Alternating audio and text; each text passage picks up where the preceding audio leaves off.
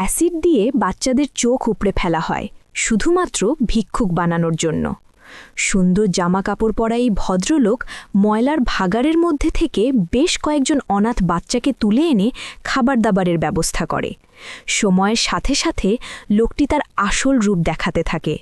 বাচ্চাদের দিয়ে ভিক্ষা করানোই তার আসল উদ্দেশ্য। কাহিনী শুরু হয় কে হবে কোটিপতি অনুষ্ঠানের মঞ্চ থেকে। জামাল মালিক একজন প্রতিযোগী। সে সবগুলো প্রশ্নের সঠিক উত্তর দিয়ে ২০ মিলিয়ন রুপির শেষ প্রশ্নের সম্মুখীন। ঠিক তখনই প্রতারণার অভিযোগে তাকে গ্রেফতার করে থানায় নিয়ে যাওয়া হয়। থানায় তাকে অনামানুষিক নির্যাতন করা হয়। তাকে বারবার জিজ্ঞেস করা হয় সে কিভাবে সবগুলো প্রশ্নের সঠিক উত্তর দিয়েছে। সে এমন কী ডিভাইস ব্যবহার করেছিল যেটা দিয়ে অনায়াসে সকল প্রশ্নের উত্তর দিতে পারে। যেখানে অনেক উচ্চশিক্ষিত লোকজন সকল প্রশ্নের সঠিক উত্তর দিতে পারে না, সেখানে একজন অশিক্ষিত হয়ে সে কিভাবে সবগুলো প্রশ্নের উত্তর দিতে পারে। শত অত্যাচারের মধ্যেও তার মুখ থেকে প্রতারণার কোনো তথ্য পাওয়া যায়নি। জামাল পুলিশ অফিসারকে বলে সে সত্যি সব প্রশ্নের উত্তর জানত, সে কোনো ধরনের চিটিং করেনি। কিন্তু কিভাবে এই কঠিন প্রশ্নের উত্তরগুলো জানত সেটা বলার জন্য সেটা জীবন কাহিনী খুলে বলে। ছোটবেলায় জামালকার পরিবার সহ মুম্বাইয়ের এক বস্তিতে বসবাস করত। কোনো একদিন বিখ্যাত বলিউড অভিনেতা অমিতাভ বচ্চন তাদের এলাকায় শুটিং করার জন্য আসেন।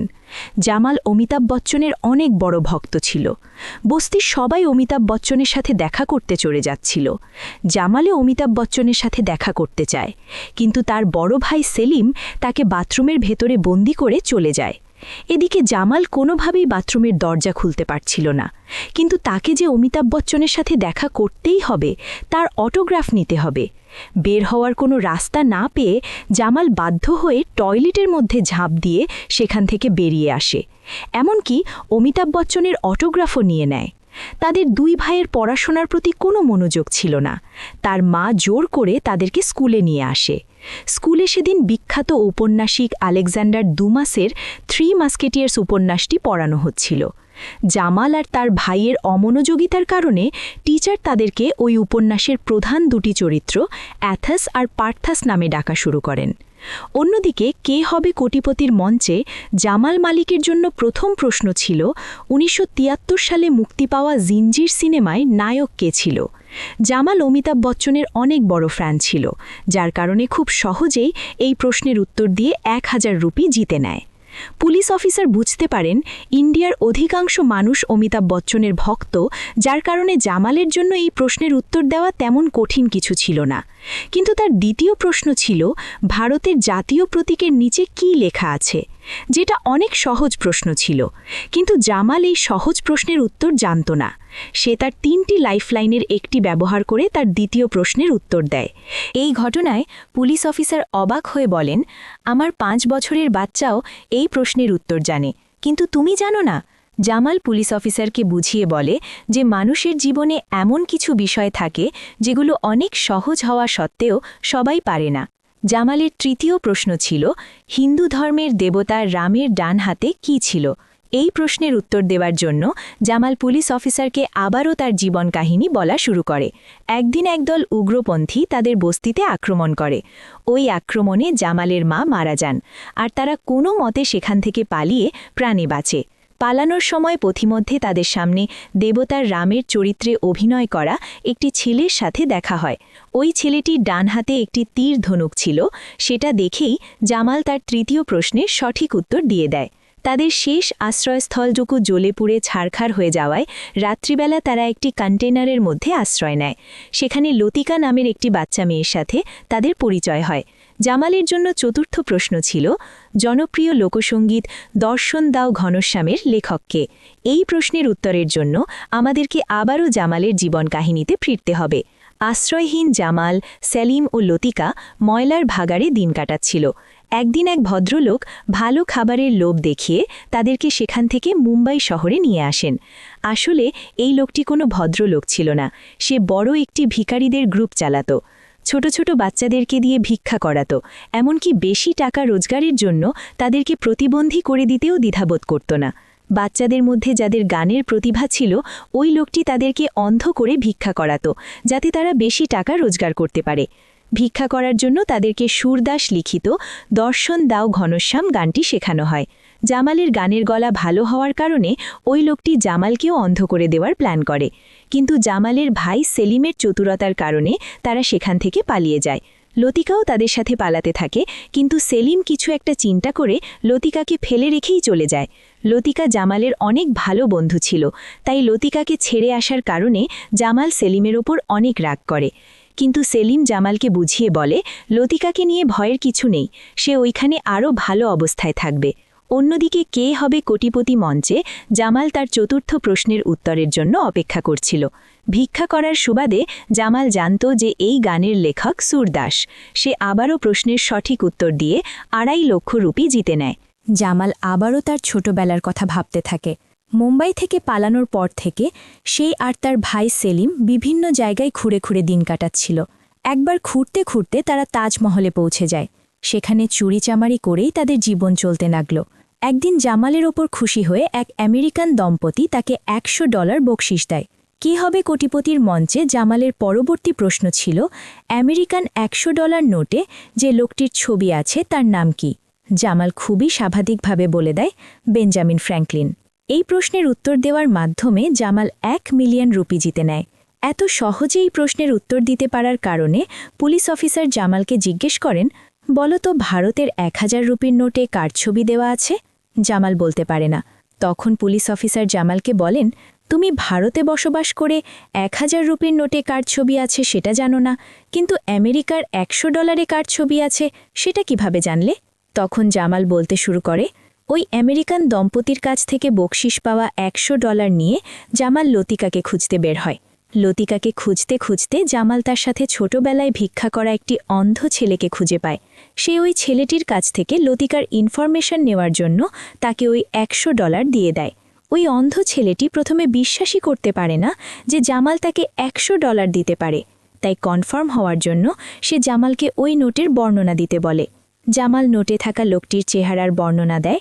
তখন ওই অন্ধ ছেলেটি বলে দেয় যে এটা বেঞ্জামিন ফ্র্যাঙ্কলিনের ছবি। আর এভাবেই জামাল জানতে পারে যে আমেরিকার $100 নোটে বেঞ্জামিন ফ্র্যাঙ্কলিনের ছবি দেওয়া ছিল। এরপর জামাল তার ভাইকে সাথে নিয়ে লতিকাতে খুঁজে বের করে। ওই বাজে লোকটি লতিকাকে দেহ ব্যবসায় সংযুক্ত করার জন্য তার বিশেষ ট্রেনিং করাচ্ছিল। তারা লতিকাকে নিয়ে সেখান থেকে পালাতে চাইলে ওই লোকটি তাদের পথ আগলে দাঁড়ায়, কিন্তু সেলিম ওই লোকটিকে সেখানেই রিভলভার দিয়ে গুলি করে মেরে ফেলে। কে হবে কোটিপতির মঞ্চে জামালের পরবর্তী প্রশ্ন ছিল, রিভলভারের আবিষ্কারক কে? যেহেতু জামাল রিভলভারের সাথে পরিচিত ছিল, তাই এবারও সঠিক উত্তর দিয়ে দেয়। এই প্রশ্নের উত্তরের মাধ্যমে জামাল 25 লক্ষ রুপি জিতে নেয়। এরপর জামাল, লতিকা আর সেলিম সেখান থেকে পালিয়ে একটি নির্মাণাধীন ভবনে আশ্রয় নেয়। সেলিম বুঝতে পারে এখন তাদের সবার জীবনের রিস্ক আছে, তাই সে মুম্বাইয়ের এক ডনের সাথে দেখা করে আর লতিকাকে দেওয়ার বিনিময়ে তার সাথে হাত মিলিয়ে নেয়। এরপর জামালের মাথায় রিভলভার ঠেকিয়ে সেখান থেকে পালিয়ে যেতে বাধ্য করে। এই ঘটনায় জামাল তার ভাই আর লতিকার কাছ থেকে সম্পূর্ণভাবে আলাদা হয়ে যায়। এই ঘটনার অনেক বছর পার হয়ে যায়। জামাল এখন অনেক বড় হয়ে গেছে। সে একটি কল সেন্টারে চা ডেলিভারির কাজ করত। তার আচার ব্যবহার এবং ট্যালেন্টের কারণে সেখানকার সবাই তাকে অনেক পছন্দ করত। জামাল এখনও মনে মনে লতিকাকেই পছন্দ করত, তাই একদিন সুযোগ বুঝে কল সেন্টারের কম্পিউটারে লতিকার খোঁজ করে, কিন্তু হাজার হাজার লতিকার নাম চলে আসে। তাই সে বুদ্ধি করে তার ভাই সেলিমের নাম সার্চ করে। সেখানে মাত্র কয়েকটা সেলিমের নাম ছিল, আর কয়েকটা নাম্বার চেষ্টা করেই তার ভাই সেলিমকে খুঁজে পেয়ে যায়। জামালের পরবর্তী প্রশ্ন ছিল, ইংল্যান্ডের কোন শহরে ক্যামব্রিজ সার্কাস হয়ে থাকে? তখন হঠাৎ করেই জামালের মনে পড়ে যায় কল সেন্টারে কাজ করার সময় সেখানে থাকা ক্যালেন্ডারে ক্যামব্রিজ সার্কাসের ছবি দেখেছিল। আর বরাবরের মতো এবারও জামাল সঠিক উত্তর দিয়ে দেয়। এই উত্তরের মাধ্যমে জামাল 5 মিলিয়ন রুপি জিতে নেয়। এরপর জামাল তার ভাইয়ের সাথে দেখা করে। ভাইকে দেখা মাত্রই তার সমস্ত রাগ ভাইয়ের ওপর উজাড় করে দেয়, কিন্তু সবশেষে ভাইকে ক্ষমাও করে দেয়। তারা আবারও একসাথে থাকা শুরু করে। তার ভাই সেলিম এখন অনেক বড় গ্যাংস্টার। একদিন জামাল সেলিমকে ফলো করতে করতে লতিকাকে খুঁজে পায়। লতিকা এখন মুম্বাইয়ের অনেক বড় এক আন্ডারওয়ার্ল্ড ডনের ব্যক্তিগত রক্ষিতায় পরিণত হয়েছে। জামাল লতিকাকে তার সাথে পালিয়ে যাওয়ার জন্য বলে, কিন্তু ডন অনেক ভয়ঙ্কর লোক ছিল, যার কারণে লতিকা জামালের প্রস্তাব ফিরিয়ে দেয়। এর মধ্যেই একদিন লতিকা সকল ভয় দূর করে জামালের সাথে পালিয়ে যাওয়ার জন্য রেল স্টেশনে চলে আসে। কিন্তু এর মধ্যেই লতিকাকে খুঁজতে খুঁজতে ডনের লোকজন সহ জামালের ভাই সেলিম সেখানে চলে আসে। তারা লতিকাকে জোর করে তুলে নিয়ে যায়। শুধুমাত্র সেলিমের ভাই হওয়ার কারণে জামালকে ছেড়ে দেয়। জামালের পরবর্তী প্রশ্ন ছিল, কোন ক্রিকেটার সবচেয়ে বেশি ফার্স্ট ক্লাস সেঞ্চুরি করেছিল? এই প্রশ্নের উত্তর সম্পর্কে জামালের বিন্দুমাত্র ধারণা ছিল না। এর মধ্যেই বিজ্ঞাপন বিরতির সময় হয়ে যায়। জামাল ওয়াশরুমে গেলে অনুষ্ঠানের উপস্থাপক জামালকে এই প্রশ্নের উত্তর বলে দেন, কিন্তু জামাল তার কথায় বিশ্বাস করে না আর তার দ্বিতীয় লাইফলাইন 50-50 ইউজ করে। 4টি উত্তরের মধ্যে থেকে 2টো ভুল উত্তর সরিয়ে দেওয়া হয়। এখন 2টো উত্তর বাকি রইল, বি রিকি পন্টিং এবং ডি জ্যাক হবস। উপস্থাপক জামালকে বলেছিলেন সঠিক উত্তর বি, কিন্তু জামাল তার কথা না মেনে উত্তর দেয় ডি জ্যাক হবস। এই ঘটনায় উপস্থাপক অনেক আশ্চর্য হয়ে যান। সে বারবার জামালকে উত্তর পরিবর্তন করতে বলে, কিন্তু জামাল তার সিদ্ধান্তে অটল ছিল। রেজাল্টে দেখা যায় জামালের দেওয়া উত্তর সম্পূর্ণ সঠিক ছিল। এই প্রশ্নের উত্তরের মাধ্যমে জামাল 10 মিলিয়ন রুপি জিতে যায়। আসলে ওই উপস্থাপক কোনোভাবেই চাচ্ছিল না যে একজন রাস্তার টোকাই কোটিপতি হয়ে যাক, তাই সে জামালকে বারবার ভুল সাজেশন দিচ্ছিল। কিন্তু কথায় আছে না, কপালের লেখা যায় না মোছা। হয়তো জামালের ভাগ্যে এটাই লেখা ছিল, সে মিলিয়নিয়ার হবে, তাই শত বাধার পরেও 10 মিলিয়ন রুপি জিতে যায়। আর মাত্র একটি প্রশ্ন বাকি রইল। সেই প্রশ্নের উত্তর দিতে পারলেই জামাল 20 মিলিয়ন রুপি জিতে যাবে। এরই মধ্যে সেদিনের মতো অনুষ্ঠানের সময় শেষ হয়ে যায়। বাসায় ফেরার পথে উপস্থাপক জামালকে পুলিশে ধরিয়ে দেয়। তার ভয় ছিল, যেহেতু তার মিসলিডিং করার সত্ত্বেও জামাল 10 মিলিয়ন রুপি জিতে গেছে, তাহলে সে 20 মিলিয়ন রুপিও জিতে যেতে পারে। এই কারণে সে জামালকে মিথ্যা অপবাদ দিয়ে পুলিশে ধরিয়ে দেয়। এদিকে জামালের টাকার প্রতি কোনো লোভ ছিল না। সে এই অনুষ্ঠানে অংশগ্রহণ করেছিল শুধুমাত্র লতিকাকে ফিরে পাওয়ার জন্য। রেল স্টেশন থেকে লতিকাকে তুলে নিয়ে যাওয়ার পরে জামাল অনেকবার লতিকাকে খোঁজার চেষ্টা করে, কিন্তু কোনোভাবেই তার কোনো খোঁজ পায় না। তাই সে এই অনুষ্ঠানে অংশগ্রহণ করে, যাতে করে এই অনুষ্ঠানের মাধ্যমে লতিকা তাকে দেখতে পেয়ে তার কাছে ফিরে আসতে পারে। যার কারণে পুলিশের এত অত্যাচারের পরেও জামাল আবারও কে হবে কোটিপতির মঞ্চে ফিরে আসতে চায়। জামালের আত্মবিশ্বাস আর জীবনের করুণ কাহিনী শুনে পুলিশ অফিসার তাকে ছেড়ে দেন। জামাল আবারও কে হবে কোটিপতির মঞ্চে ফিরে আসে। অন্যদিকে জামালের ভাই সেলিম আর লতিকা টিভিতে জামালকে দেখছিল। সেলিম উপলব্ধি করে যে জামাল এই সব কিছু লতিকাকে ফিরে পাওয়ার জন্যই করছিল। ছোট ভাইয়ের এত ব্যাকুলতা দেখে সে আর নিজেকে আটকে রাখতে পারে না। ভাইয়ের প্রতি তার মমতা জেগে ওঠে। সে এখন যে কোনো মূল্যে তার ভাইয়ের ভালোবাসাকে ফিরিয়ে দিতে চায়। সেলিম লতিকাকে মুক্ত করে দেয়। সেলিম জানত যে লতিকাকে ছেড়ে দিলে আন্ডারওয়ার্ল্ড ডন তাকে মেরে ফেলতে পারে, কিন্তু তারপরেও সে লতিকাকে মুক্ত করে দেয়। লতিকা সেলিমের মোবাইল আর গাড়ি নিয়ে সেখান থেকে পালিয়ে যায়। এদিকে 20 মিলিয়ন রুপির জন্য জামালের শেষ প্রশ্ন ছিল, বিখ্যাত লেখক আলেকজান্ডার দুমাসের উপন্যাস দ্য 3 মাস্কেটিয়ার্সের প্রধান 2 চরিত্র হচ্ছে অ্যাথস আর পার্থাস, কিন্তু তৃতীয় চরিত্রের নাম কি? এই প্রশ্নের সঠিক উত্তর দিলেই জামাল জিতে যাবে 20 মিলিয়ন রুপি। ভুল উত্তর দিলে জামালকে শূন্য হাতে বাড়ি ফিরতে হবে। জামাল এই অনুষ্ঠানে এসেছিল শুধুমাত্র তার ভালোবাসাকে ফিরে পাওয়ার জন্য। টাকার প্রতি তার কোনো লোভ ছিল না। কিন্তু কাকতলীয় হলেও সত্যি, জামাল তার জীবনে একদিনের জন্যই স্কুলে গিয়েছিল, আর সেদিন ক্লাসে আলেকজান্ডার দুমাসের বিখ্যাত এই উপন্যাসটিই পড়ানো হচ্ছিল।